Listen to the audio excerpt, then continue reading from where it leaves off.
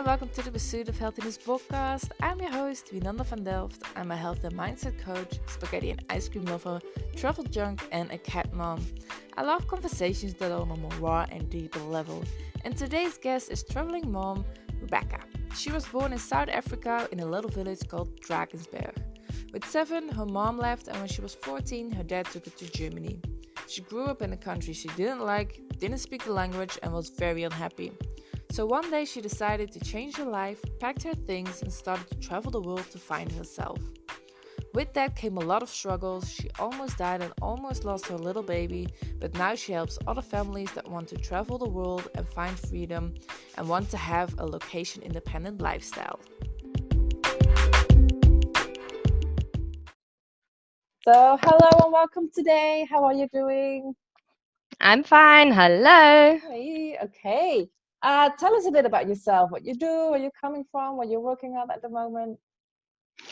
Yeah, well, my name is Rebecca. I'm 37 years old. I am half German, half South African.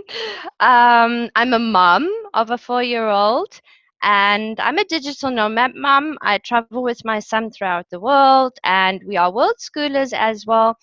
So we travel, and I teach him at the same time while we're traveling. And and I'm a coach that is helping people to live this kind of lifestyle, location independent, and that's who I am and what I'm doing. So how did you start traveling the world and coaching? How did it all start?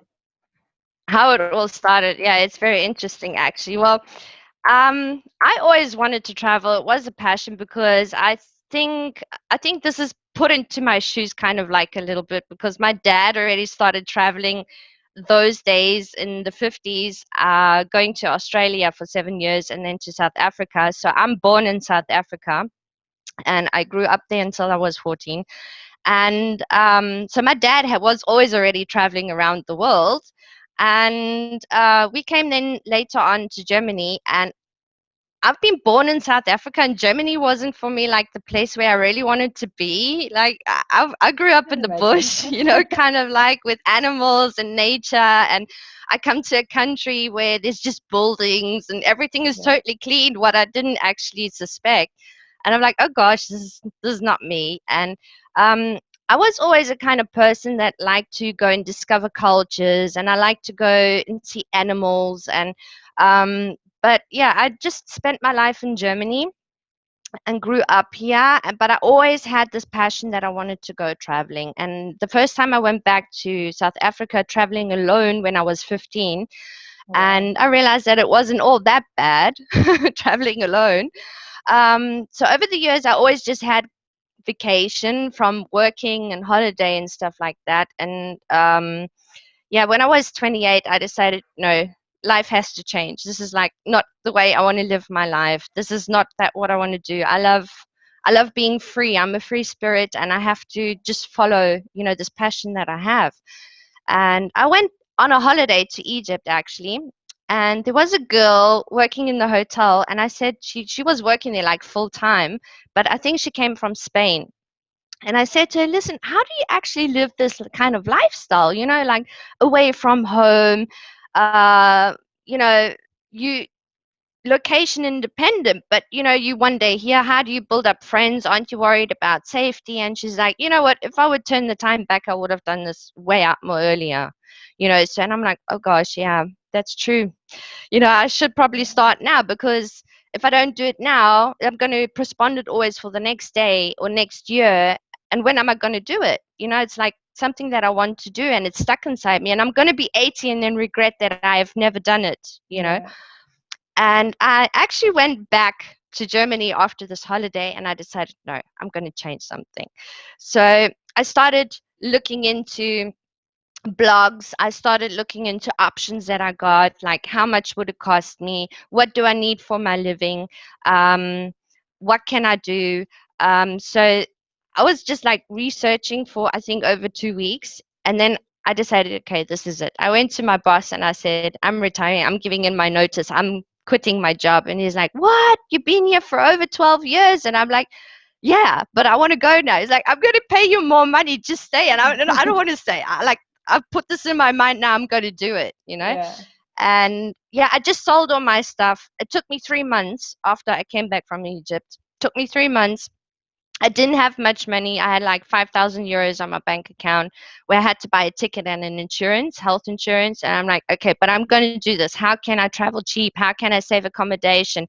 And I remember my dad always saying to me, Rebecca, no matter what, everybody can work if they want to work. You will always find Yeah. a job. You True. just don't have to be lazy and stingy on that what you do. He told me, like, when in the 50s when I went to Australia, I started washing dishes in a restaurant, but I got my money, Yeah. so it's like everybody can work if they want to work, so just don't be Yeah. stingy. And I always had that in my mind. It's like, I'm going to manage it. I'm always going to find a job, somehow.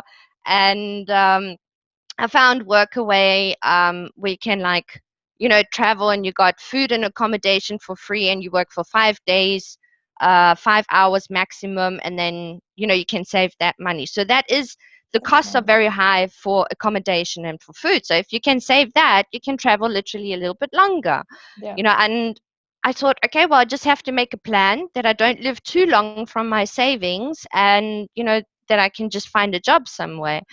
And yeah, that's what I did. I just packed my stuff together. I was totally nervous. I remember the day, when I said, oh gosh, I'm going to be leaving right now. And oh, am I ever going to come back? What is going to happen? Like, just taking this trip into the unknown. You don't know Yeah. what is coming towards you. Like, it can go very bad, but it can be super good and exciting. And today I know I should have really done it earlier than I did, instead of waiting until I was 28. It was the best experience ever in my life. Um, it did change a lot. It changed my mindset. I had the feeling also of being kind of like free, not having any keys and on me anymore, not having any papers, not having any responsibility, accepting myself, Yeah. and that was like, wow, I'm living my life. I'm enjoying this, So that's how I actually started to do my travels. And it took me quite a long time actually until I got the guts to do it. But then I had to put that into my mind. Okay, either now or never. Like, you're going to say Yeah. tomorrow, you're going to say next week, you're going to say next year. So do it now. Otherwise, nothing's going to change and regret it for the rest of your life. So I thought, Yeah. no, I'm going to go for it. Yeah. So how did you decline your boss? Because I can imagine that a lot of people do want to travel but feel that they have too much certainty, and especially when a boss is offering more money, then it's hard to resist, and then you get even more security. So how did you manage to go through your plan? Yeah, well, he did offer me more money, but it was for me at this moment that I actually just realized that money is not everything. Money is not that what makes you happy. Like, you could even earn 5,000 a month. It's not the money that is going to be making you happy. Like, it's the time, and it's the things that you do and the things that you experience. And I was already in my mind, no, I want these experiences. Money is not going to help me now be happy. It's not going to bring me my happiness. I Yeah. want to follow my happiness, even if that means that I have less money. And um, it was for me, like, in Germany, a lot of people, it's kind of like, what you have is what you got. Like, oh, I got a great car, and I got a big TV, and And that's what you are I come basically. from I come from a country where people really don't actually have all that much, but they got a smile on their face every day. They're happy. Yeah. Also, through the traveling that I did before going to Egypt, I realized, like, all these poor countries, sometimes the people were more happier than the people in Europe earning a whole lot of money, but they were totally depressed and stressed out, Yeah. and the people in the poor countries were working even more than the people like in Europe, you know, and they had less, but they were happier because their lifestyle was different. It wasn't about what they have or what they got. It was like, yeah, I go working, to pay my food and pay my rent, but I also have a life, Yeah. and it just switched in my mind that I realized this is more important for me than chasing the money. So that's Yeah. why it was for me just easy to say to my boss, no, I don't want to have it. Yeah. Yeah. I can totally agree with you and relate. Like, money isn't everything. And how do you describe your happiness? What is happiness to you? For me, happiness is for me to be able to be free in a way that nobody tells me what I have to do, where I have to do. For me, happiness is to decide I want to be free. I can be where I want to be. I can see my son happy running around. If he wants to run around naked, not to be judged. If he wants to, just play in a forest or, to be able to do the things that I want to do. I don't want the government to control me. Like, I don't want to. I don't want somebody to tell me how to live my life. For me, having this freedom, that's my happiness. Yeah. Oh, I love it. And control over your own life, controlling over what you Exactly. do, what you eat, what you say, what you're going through. Yeah. Yeah, exactly. Oh, Yeah. I love the free spirit. Yeah, I find for me it's just changed like a lot of my mindset to traveling also because it makes you more open to the world, it makes you more open to the cultures, it makes you understand life differently. Yeah. I find it is so much when we stuck in one place.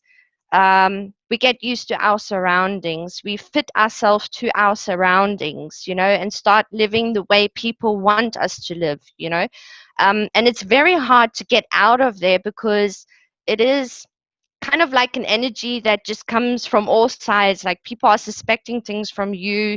You should Yeah. be dressed nicely. You should be like this, so you do it automatically because you don't want people to look weird at you or say something bad about you. So you connect to your surroundings very quickly. And traveling has just made my mind more open to the world and to different kind of people. Yeah.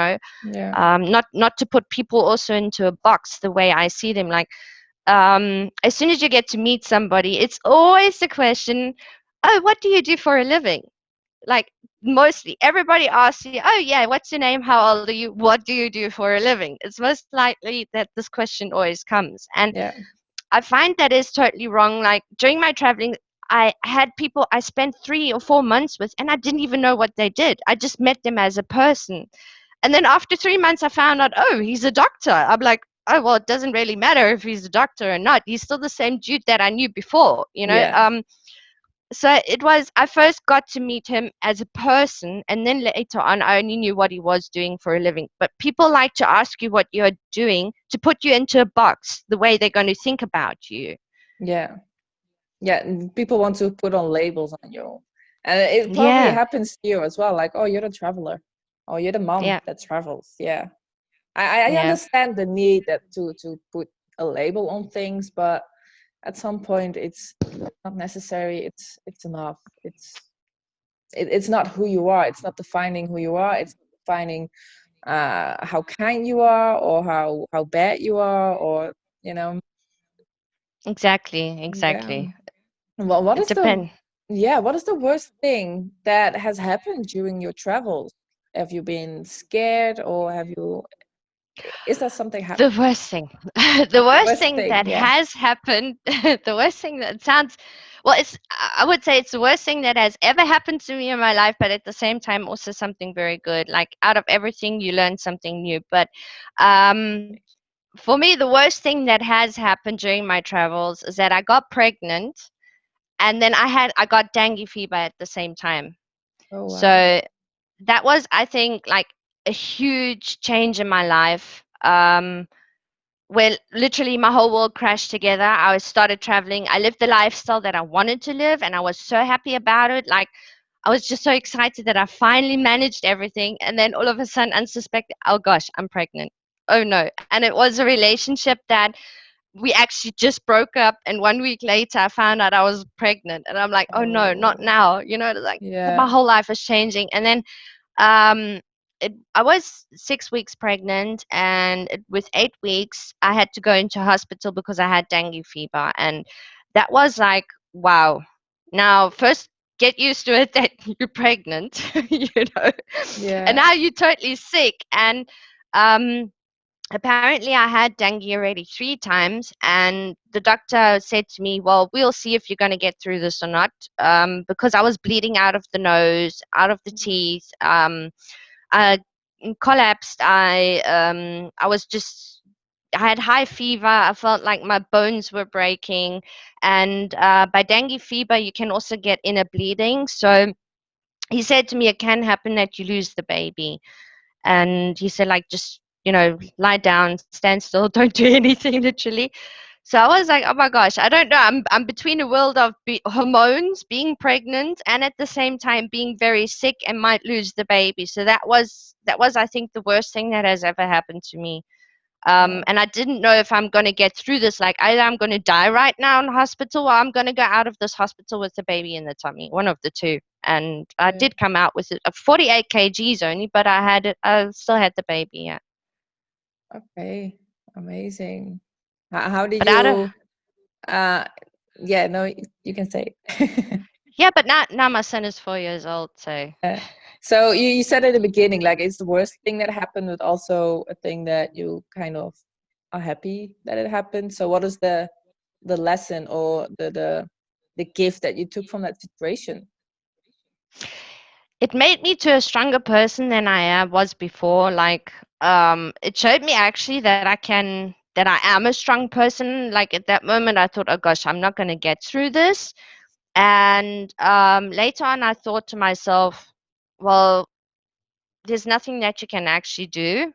It just shows you, how strong you are, and what you should fight for in life, and that life is worth it, not to give up so quick. And um, it has also taught me a little bit about life in this situation where I was not feeling good.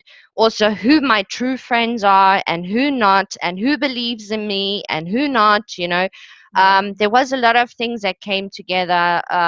I also had to learn about myself. Like, um, how can I explain? It was a time dealing like with hormones and all these emotional things at once, and I didn't know first, how am I going to get through this? And then I met a monk, and we did a meditation together. And this was actually the best thing that I could ever do, because it really calmed me down.